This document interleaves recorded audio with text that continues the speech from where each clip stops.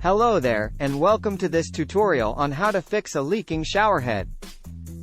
In this video, I'll show you how to fix a common problem that can be very annoying and wasteful: a leaking showerhead. Step 1. The first step in fixing a leaking showerhead is to turn off the water supply to the shower. You can usually do this by turning a valve near the shower or by shutting off the main water supply to your home. Step 2. Remove the showerhead. Use a wrench or pliers to unscrew the showerhead from the pipe. Step 3.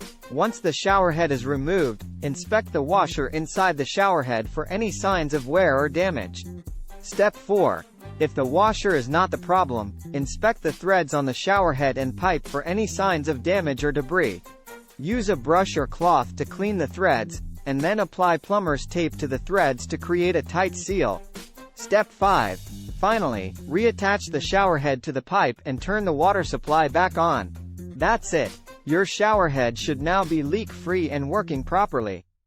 If you still have problems with your showerhead after following these steps, or if you're not comfortable working with plumbing, please contact a professional plumber for assistance.